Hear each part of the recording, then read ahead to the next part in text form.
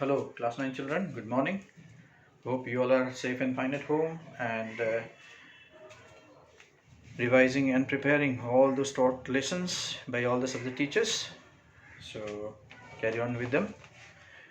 Uh, this is your Yogesh sir teaching you English literature or English paper 2 through online classes. Today is Wednesday, and as per your routine, you have English literature to continue. And if you remember, we had already begun with a new chapter, An Angel in Disguise, and it is towards the end of it. So before we touch the remaining portion of that story, so let me uh, announce a few of the changes that you have in your assignment as per the council, right? So recently the council has seen and understood the problems of all the people due to COVID-19 coronavirus.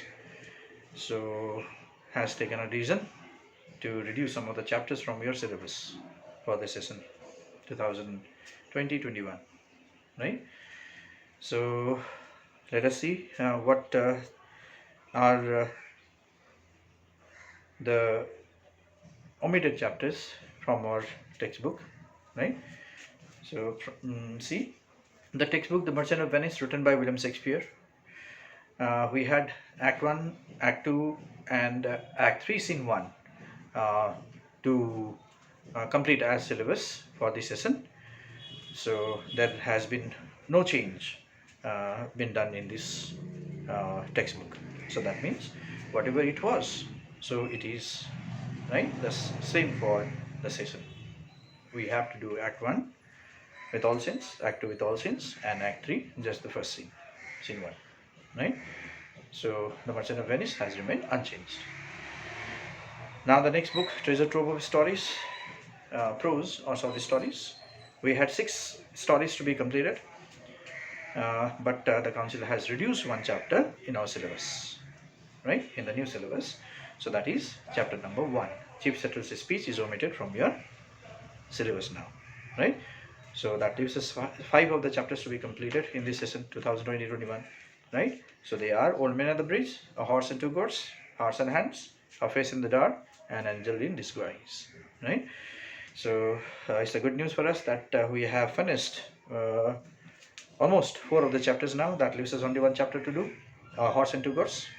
So we'll slowly take up into it. And coming to poetry now, there were 6 of the poems to be completed in the session. One poem is omitted in your new syllabus. That is poem number 1, The Heart of the Tree, right, is now omitted in your class 9 syllabus. So that makes us 5 of the poems to be completed. The Cold Within, The Bengal Sellers, After Blehem, Television, and Daffodils. So out of which 3 of the poems we have already finished. That leaves us only 2 of the poems to be done, right? So it's a good news for us to carry on through online classes. So hope you understood the new syllabus that we have in this session now. So 1 chapter from story and 1 poem from poetry, right, are reduced, right? So this is going to make much difference because at least we are relieved with 2 of the chapters in the syllabus, right? So with this happy news of the new syllabus, reduced syllabus, let us now move on to our story that we were doing in our last online class. You remember where we were? In the chapter An Angel in Disguise, written by Timothy C. Arthur, one of the veterans of the American literature. He was telling us about an angel, right, who has come into the house of Joe Thompson, right?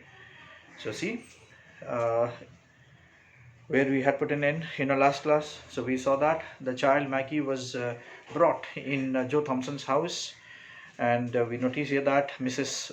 Joe Thompson, who is Jen Thompson, was opposing her husband that the child Maggie should be taken to the poorhouse then and there, right? She should not be kept at home even for the night to spend, right?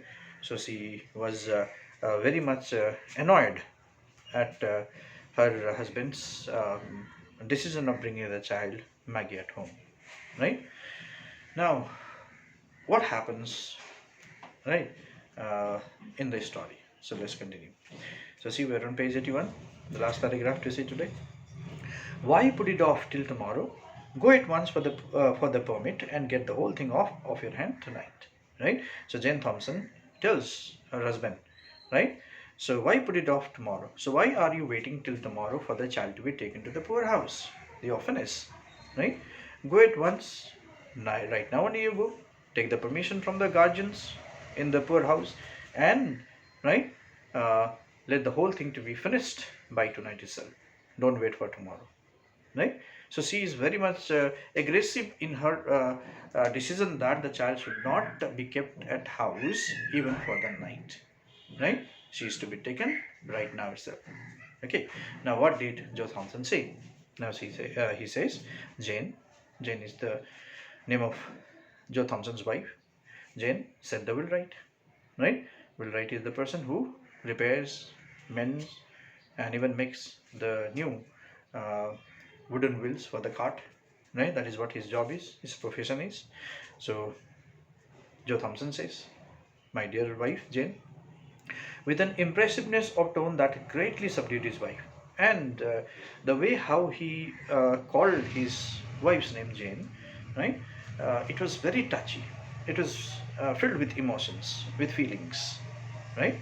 That completely subdued his wife, right?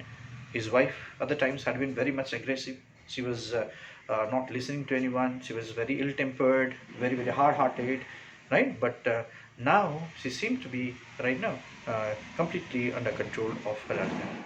Right now, see what happens. I read in the Bible sometimes and find much said about little children. Now Joe Thompson says, their wife Jane, right? I read in the Holy Book, the Bible. They are Christians, right? And often do I come across the verses about the children, right? How the Savior is Lord Jesus Christ, right? How Lord Jesus Christ rebuked the disciples. Rebuked means scolded his followers. Disciples means followers, his students, right? How Lord Jesus Christ scolded his students, his disciples, his followers who would not receive them, who would not take care of the children, right? How he took them up in his arm, and instead Lord Jesus Christ himself took those, right, children, those orphans, those destitutes in his own hands, right, and blessed them, and he, right, blessed those children. And how he said that whosoever gave them even a cup of cold water should not go unrewarded. And he told his disciples that if, right, they are providing you even a cup of cold water, right, they should be rewarded. That means they should be blessed, right? They should be blessed, right?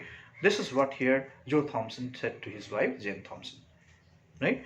Now it is a small thing for us to keep this poor motherless little one for a single night, right? Now it is a small thing for us because we have a big house to live in. Only we two are living here, right? Remember, Joe Thompson and Jane Thompson are issueless. They don't have any child born so far, right? Though they were married since years, right? So this motherless child has come to our home. So it is only a matter of a single night, right? So we have to take patience to keep this child tonight at our home, right? He said, to be kind to her for a single night. So we need to be kind. We need to be polite to this, child, right? To make her life comfortable for a single night. And it is our duty that we should make this little child's life comfortable. We should make this little child's life easy, right? To pass one night in our home, right? He said this to his wife, Jane Thompson. The voice of the strong, rough man shook, and he turned his way away. Right now, see the voice of the strong man. Joe Thompson happens to be a very strong person, a stoutly built man, right? And he is a wheelwright and he's a rough man, right? He turned his away, and saying this, he looked the other side. He did not look at his wife, so that the moisture in his eyes might not be seen. Moisture means tears. So while saying this to his wife, right? Joe Thompson was setting into tears. He really was feeling so sorry for that little child, Maggie, right? So, in order to hide his tears from his wife, clearly he looked the other side. Then see, Mrs. Thompson did not answer. She was quiet after listening him. But a soft feeling crept into her heart. But there was a transformation in Jen Thompson's heart. Right? She was moved. Right? She was greatly affected after having taken the lessons of the Bible narrated by Joe Thompson. Right? So definitely there was a change in her. Right now, see, then how did she react? You see, look at her kindly, Jane. Speak to her kindly, said Joe. And the husband said, my dear wife, Jane, look at this girl with your kind eyes, with your kind feelings, right? And approach to her, go to her, and talk to her, right? Kindly, politely, right? He said to his wife, think of her dead mother, right? Just think of her dead mother who died yesterday, right? And the loneliness that she's suffering from, right? The child is suffering from because her brother, sister, both of them were taken by some people, right? She's left all alone. She's all alone now, right? So she's a lonely child, right? She's full of pain, right? The sorrow that must be on all her coming life, and right now take care of the little child, the sorrow that she's going to face in the long years of her life, right? She's just right a small child now. The softness of his heart gave unwanted eloquence to his lips, right? The softness of his heart gave unwanted means unusual, very strange, right? Eloquence, the fluency of using the language to his lips, right? So as if it was the power of God, right, to Joe Thompson, right, who otherwise was uh, perhaps keeping quiet, right, keeping mum, right, but now, right, he was very much in using the words and making and trying to make his wife understand the suffering of that little child Maggie, right? So see, the strength that came to him was perhaps the blessing of God, right? That so happened in Joe Thompson. Then see, Mrs. Thompson did not reply. Mrs. Thompson kept quiet, right? But presently turned towards the little chamber where her husband had deposited Maggie, right? But she got up and looked at to the room where Maggie was kept, deposited means kept, right? Where she was kept there in the room. And pushing open the door, she went to that very chamber, to that very room. She pushed open the door, went quietly in, and she went with her, right? Very soft steps inside the room so as not to disturb little Maggie. Joe did not follow. Joe did not go behind her. He saw that her state had changed because he noticed there was a change in his wife, Jane Thompson, right? And felt that it would be best to leave her alone with the child. And he felt that he should leave his wife and the child alone. He should not interfere. He should not come in between, right? So he went to his shop. So what did he do? He then took his way to his shop, right? Which was just nearby his home, which stood near the house, and he worked until dusky evening released him from labor. And he kept on working with the wheels till, right, there was the dusk in the sky. The evening has, right, set in, right, and he gave up his labor. Labor is the hard work of making the wheels. A light shining through the little chamber windows was the first object that attracted Joe's attention on turning towards the house.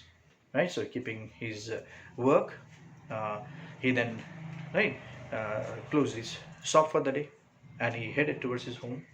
Right, so on the way he was surprised to see there was the right light, right, glowing, shining in his house, right, which other times perhaps was not seen. Right, so that very light, right, was a blessing today. Okay, so he took his way towards his home. It was a good omen, so it was a good sign, it was a good signal, right, to come back home. The path led him by these windows, and when opposite he could not help pausing to look in. So when he came to his house side, now he'll have to pass that window in which right there is kept Maggie on the bed, right? So he has to pass to pass this window to enter into his home, right? Now when he reached there, he could not, right, go passing by without having a glance inside that room, without having seen inside that room, right? Then see, what did you notice that? See, it was now dark enough outside to screen him from observation. So it was already dark outside. That's why the people who were inside the room, right, they could not see the out, right? Any person is standing and seeing. Okay, so see, Maggie lay a little raised on the pillow with the lamp shining full upon her face. Maggie was lying on bed, right, little bit lifted up, supported by the pillow, right, and the light was completely facing, right, Maggie. Mrs. Thompson was sitting by the bed talking to the child, and Mrs. Thompson was facing the child and talking to her, right, but her back was towards the window, right. So Mrs. Dane Thompson's back was towards the window. That's why she did not notice that her husband had come, right, already come, and is looking looking okay inside the room, right, from the window, so that her countenance was not seen, so that her face was not seen, because she was looked the other side towards the child. Okay, from Maggie's face, therefore, Joe must read the character of their intercourse. Intercourse means conversation, talk, right? Now, what is the talk going on between the two, right, ladies inside, right? Joe Thompson will have to read on the face of Maggie, right? So, what conversation is going on between the two, right? So, how will here Joe Thompson know? By reading the face of the little Maggie, because she was faced towards him. He saw that her eyes were intently fixed upon his wife. So he saw that Maggie's eyes were completely looked to his wife. That now and then a few words came. Few of the words she spoke back to his back to Joe's Joe's wife, as if in answers from her lips. That her expression was sad and tender, right? But he could read the face of little Maggie, that her expressions showed sad and tender, sad and soft, sensitive, right? But he saw nothing of bitterness or pain. But there was no pain seen in the face of Maggie. There was no bitterness, right, seen in the face of little Maggie. A deep drawn breath was followed by one of relief as a weight lifted itself from his heart. So, seeing this, uh, a whole burden that was carried in the heart of Joe Thompson got released. Right? He felt very happy. That means there was nothing, you can say, wrong what is going on between the two ladies inside the room. Right? Both of them are casual. Both of them are loving to each other, kind to each other. Right? So this here Joe Thompson noticed. Right? So he got relieved. Okay. On entering, so Joe then proceeded towards his home. He entered inside. So on entering, what happened? See, Joe did not go immediately to the little chamber. So he did not head towards the little room, right, where Maggie was, right, kept. His heavy tread about the kitchen brought his wife somewhat hurriedly from the room where she had been with Maggie, right. So as he walked in, there was the steps sound produced, right, which alerted Jane Thompson inside when she was talking with little Maggie, right. She got up, right, and came to receive the husband. Okay. Joe first thought it best not to refer to the child, not to manifest any concern in regard to her. So Joe thought that, okay, I should, okay, better not talk about that little child. I should not ask, okay, how she is, what she is doing, right? So he did not, okay, mention about Maggie, right, to his wife Jane. Not to manifest or not to show any kind of, you can say, sympathy, right? Any concern or any regard to that child. That means, in regard to little Maggie, yet Joe Thompson did not utter a single word about her. Right? He kept quiet. Okay. How soon will supper be ready? He asked. And so he asked his wife, Jane Thompson. Right? How long will it take if you prepare supper? Supper is the light meal that you take at night. Right? So here he asked his wife, how long will it take to prepare dinner? How long will it take to prepare supper? He asked. Right soon, answered Mrs. Thompson. Mrs. Thompson said, right soon, right now only I'll make it. Right, it won't take much time, she said, beginning to bustle about. And she began to move also towards the kitchen. Right, this was a great change in her. Right, this is a surprising change in Jane Thompson that Joe Thompson saw. Right, perhaps she was never like obedient to, right, in the other times. Right, she was never prompt to in other times. But you see, just a single question was asked, and Jane Thompson was seen hurrying towards it. Okay. There was no asperity in her voice, and there was no asperity. Asperity means harshness, impoliteness in her voice, right? So there was no harshness, there was no, you can say, the feeling of anger when she replied her husband, right? So which means that there was a great change in her. Jane Thompson has really changed a lot, right? So see, after washing from his hands and face the dust and soil of work, Joe left the kitchen and went to the little bedroom. So Joe Thompson went in the kitchen and he washed his hands and face, right, that were soiled and dirty after the work that he has done in the shop, right, and then he went to the little room where little Maggie was kept. A pair of large bright eyes looked up at him from the snowy bed, right? So a pair of large eyes, shiny eyes, looked at Joe Thompson when he entered in, right? She was on the snowy bed. Snowy bed means the bedsheet was white in color, right? That's why it looked like snow. Okay, looked at him tenderly, and she looked at Joe Thompson lovingly, sensitively, softly, right? Gratefully, being very thankful to him for having brought her in his house, pleadingly. Pleadingly means requestingly, as if she is okay requesting something, right? More to be helped. Okay, how his heart swelled in his bosom, right? So when he got in, right, how happy, how proud here Joe Thompson felt on seeing little Maggie being brought at home. Okay, so he really has done a great work to help this child. Okay, with what a quicker motion came the heartbeats, right? So his heart was beating, his pulse rate increased, seeing the little Maggie at his home. Joe sat down right there on the bed, and now, for the first time, examining the thin frame carefully under the lamplight, saw that it was an attractive face. And for the first time, perhaps here, Joe Thompson is uh, clearly looking at Maggie's face. And with the help of the lamplight that was there in the room, right, he could see the beautiful face of little Maggie. Okay, and full of a childish sweetness, and she was a small child. She had the childish sweetness, right, which smiled at him, which suffering had not been able to obliterate, which suffering has not been able to destroy, right? So though she is suffering here, she is you can say she is an injured child, right? She is handicapped, yet that did not seem to destroy her beautiful smile, right? She smiled as if she hasn't been through any of the difficulties in her life. Okay, let's see. Your name is Maggie? Joe Thompson asked, as he sat down and took her soft little hand in his, right? He caught hold of the little Maggie's soft hand into his, right? And nursing the hand, right? He then asked little Maggie, right? Is your name Maggie? Right? Maggie responded, yes, sir, my name is Maggie. Her voice struck a chord that quivered in a low strain of music. So her voice struck a chord that quivered, that trembled, that shake, right? That shaken in a low strain of music. It was musical. The tone that she used was very musical, right? It was so loving. Okay. Have you been sick long? Then he asked uh, Maggie, right? Are you sick for a long time? He asked. Yes, sir, Maggie said.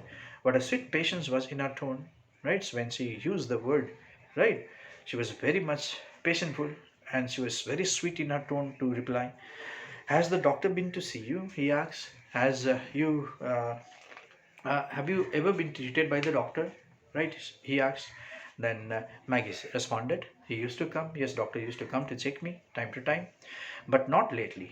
Right? Lately means now, at present. But nowadays, and the doctor is not coming, she said. No, sir. Right? But not lately. He asked. Right? Joe Thompson asked, but I think, okay, now the doctor is not coming to examine you. Right? Then she responded, no, sir. Doctor has stopped coming to check me, or the doctor is not coming to see me these days. Have you any pain? He asked. Do you feel any pain? Pain at the back, right? Because he was a handicapped child. Sometimes, but not now, right? Then she said, yes, sometimes I do feel pain, but right now I'm not feeling any pain. When had you pain? Then he asked, okay, when did you suffer with the pain? This morning my side ached and my back hurt when you carried me? And she told, yes, this morning there was a pain in my back because my sides were aching because you had carried me in your arms, right? That time I felt pain at my back, at my side, he said. She said, it hurts you to be lifted or moved about. Then Joe Thompson asked that if somebody carries you in his or her arms, right? So does it hurt you? He asked. Then Maggie said, yes, sir. When I'm lifted by anyone in the arms, I feel pain, she said. Your side doesn't ache now? Then he asked, okay, hope your side is not aching now, as you said, right, earlier it was aching. No, sir, she said. So she said that I'm not feeling pain at my sides. Does it ache a great deal? And he asked, okay, does it really pain a lot? He asked. Yes, sir, Maggie said. When it pains me acutely, very, very, okay, very, very much. But it hasn't ached any since I have been on this soft bed. But when I was placed on this soft bed, right, my pain is gone. I'm feeling comfortable, I'm feeling easy. I'm at ease, he said. No, she said. The soft bed feels good, he asked, right? Oh, yes, sir, so good, she said. Right, when I'm here, I'm feeling very good. What a satisfaction mingled with gratitude. What a satisfaction mingled means mixed with, right? Gratitude, being very much thankful, being very much grateful, was in her voice. She was really thankful, she was really grateful to Joe Thompson, who has brought her at his home and provided all the you can say comforts, right, to look after her. Supper is ready, said Mrs. Thompson, looking into the room a little while afterwards. Now, it did not take much time, right? Uh, Mrs. Jane Thompson came and then, okay, said, supper is ready. So, it did not take much time, right? So, see how changed she has become, right? So, as she said that they won't take okay, much time for supper preparation. So, she came within, okay, no time. She said that supper is ready. Joe glanced from his wife's face to that of Maggie. So Joe looked at his wife and then he looked at Maggie. Okay, she understood him and answered, right? And here J. Thompson understood what actually was the look of Joe, and then she answered. What did she answer? She can wait until we are done. That means she can wait until we have finished our supper, right? First, let us finish, you and I, right? Then I'll bring her something to eat, and after that I'll bring something for Maggie, right? There was an effort at indifference on the part of Mrs. Thompson, but her husband had seen her through the window and understood that the coldness was assumed. This has already been read by uh, Joe Thompson when he first stepped into the house, right, corridor, and saw um, inside the room from the window. Then she understood that the coldness was assumed. Joe waited after sitting down to the table for his wife to introduce the subject uppermost in both of their thoughts.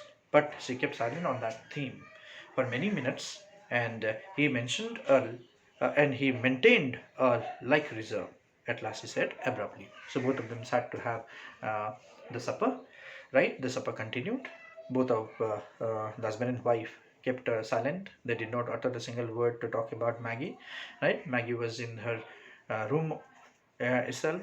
Right, and she maintained there was reserve between the two. Right, at last, Jane Thompson said suddenly, abruptly, suddenly. She said something. What did she ask?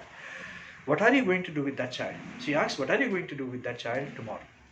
With that child? With that child? Maggie. So what are you going to do with Maggie the next day morning?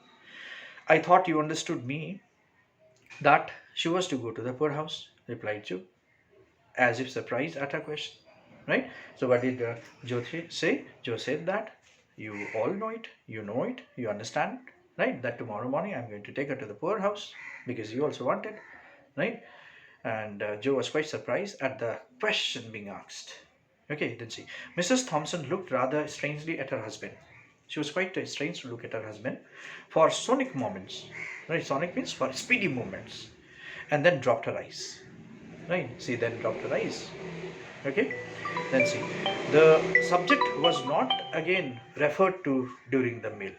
Right, the the subject was not again referred to during the meal. So till the meal got over, the subject was not mentioned. It was not talked. Right? About what was the subject? The subject was about Maggie. Maggie's talk was not brought into the talk. Right? Both of them finished their meal. At its close, Mrs. Thompson toasted a slice of bread and softened it with milk and butter. Adding to this a cup of tea, she took them into Maggie. So after that, Jane Thompson prepared the supper for Maggie. Right? She then took on the tray to Maggie's room and held the small veta. Veta is the tray on which the um, supper made ready for Maggie was brought, on which she had placed them, while the hungry child ate with every sign of pleasure. When she brought and was offered to Maggie, Maggie ate with much pleasure, right? Because she perhaps was not has not had not eaten for long, right? And when she got, she munched happily, okay, and she ate. I mean, being very satisfied, okay. So is it good? Asked Mrs. Thompson, seeing with what a keen relish the food was taken. So the way how she was eating, Mrs. Thompson questioned her, right? Is the supper nice? Is the supper good, tasty? She asked, right? Because she saw with what a keen relish, that means with eager enjoyment, the way Maggie was eating the food.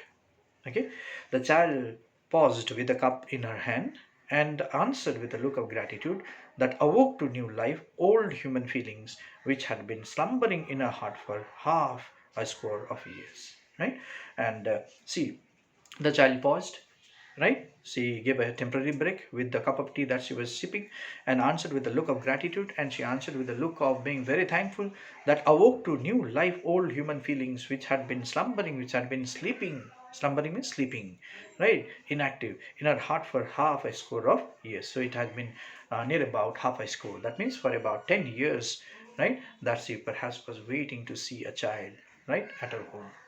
Okay, we'll keep her a day or two longer. She's so weak and helpless, said Mrs. Joe Thompson in answer to her husband's remark at breakfast table on the next morning. Now, the next morning, when they sat to have their breakfast, Mrs. Thompson said to her husband, we'll keep the child a day or two, right, in our house, because the child seems to be so weak, right? She seems to be helpless, right? So let us keep the child at home for a day or two. Let's not take her to the poorhouse, she said. Okay, that he must step down and see the guardian of the poor about Maggie. So in this 1 or 2 days, please have a talk to the guardians in the poorhouse, right, and get it all fixed, and thereafter you take Maggie there, right? Jane Thompson was very polite to tell this to her husband Joe Thompson, right? Remember earlier how did she approach? She told Joe Thompson to take the child now itself, right? Take her, okay, now only. Why did you bring the child here? Right? She is to be taken to the poorhouse. Why don't you take her there? Right? That was the question she had asked. But now you see, she is requesting instead that the child be kept at home for a day or two.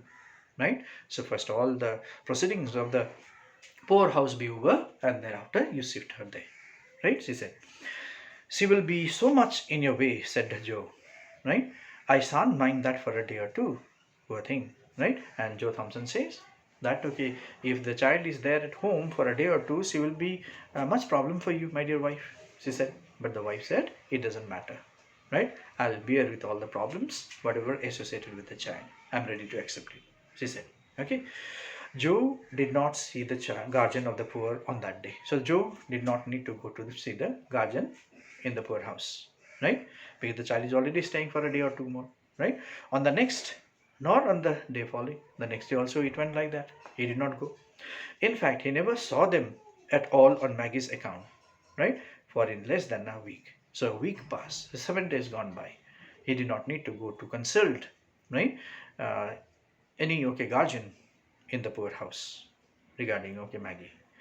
Mrs. Joe Thompson would as soon leave thought of taking up her own abode in the almshouse as sending Maggie there. So whenever a question comes, right, regarding Maggie to be taken to the poorhouse, it is Jane Thompson who says that let her be here in our own home, right, tomorrow, right, tomorrow you go and talk. When tomorrow comes, again tomorrow, right, you tomorrow, right, you go and have a talk at the poorhouse. Like that, days pass by, right, months pass by, right. Jane Thompson, right, did not wish that Maggie to be taken to the poorhouse. Now she is drawing towards the child, right? She is now becoming closer and closer to the child, and as she became closer and closer, much love, right, got generated in her for the child. Now she doesn't want the child to be taken to the poorhouse. Okay, so see, right, the angel has really come to the house in disguise, right? So what light and blessings did that sick and helpless child bring to the home of Joe Thompson, the poor will write. So look at the change in the house, right? How Jane Thompson was before Maggie was brought at home. She was very hard-hearted. She was very angry woman. She was very ill-tempered woman, right? But as Maggie started living in the house, right, a great transformation came, right, in the nature of Jane Thompson. She became mild a woman. She became gentle a woman. She became very sensitive, tender a woman. She was like a mother to that child now, looking after her, taking care of her, right? So it had been dark and cold and miserable there for a long time, just because his wife had nothing to love and care for out of herself. Okay? For years in the house, there was no brightness, right? There was no love, there was no care, right? The house went on likewise. Okay, and so became sore, irritable, ill-tempered, and self-afflicting in the desolation of a woman's nature. And that's why Mrs. Jane Thompson had become sore a lady, right? She had become irritable in her nature. She was ill-tempered, right? Nothing used to please her, nothing used to make her happy, right? She was very much ill-tempered and self-afflicting. That means she was troubled with the pain, right? A lady. Okay, Jane Thompson was in the resolution, in the singleness of her woman's nature was she, right? She wanted herself to be aloof, right, from others' happiness. Okay, but now you see, now the sweetness of that child, right, of that sick child, Maggie, looking ever to her in love, patience, and gratitude, was as honey to her soul.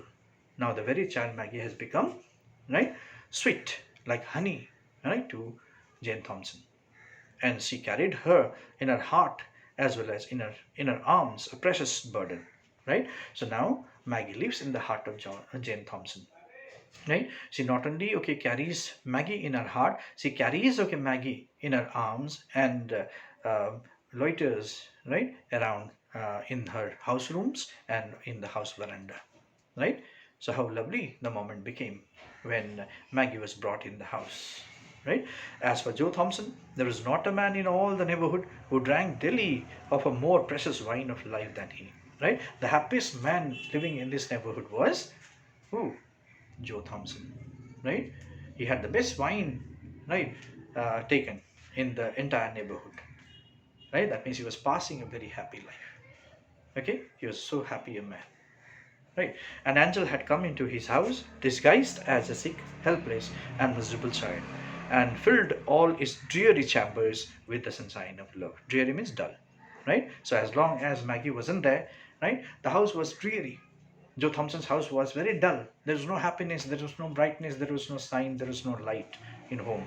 But when Maggie came in the house, right, she really was an angel who has come in disguise, right, being a sick child at the house, right, and thus, right, after that there was the sunshine of love in the house, right. Joe Thompson was happy, Jane Thompson was very happy, right, and the sick child Maggie was, right, so happy to be there in the house.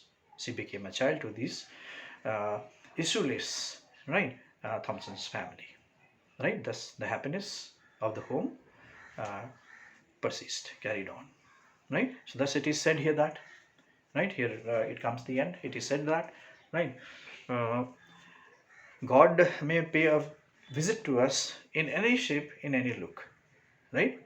We need to understand, we need to be very kind, we need to be very much caring to those people who are coming at our doors, right. So never chase them out.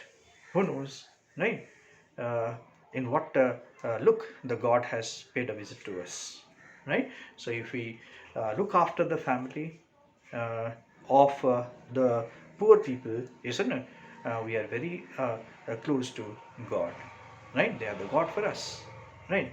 And if we are understanding our duty and nurturing those needy people, those helpless people, right, we are always blessed by God, right. This is the right way to get blessings from the God, right. So thus we saw the happy family of Joe Thompson. right? So hope you understood what the story is, right? It is an interesting story, and the same story was given for you to write uh, uh, English to assignment, a summary on it. So hope you have done there and understood this chapter much in detail, right? The question answer to this will be given to you shortly. So everything is understood, I believe, right? So we'll keep it up to you. Thank you very much.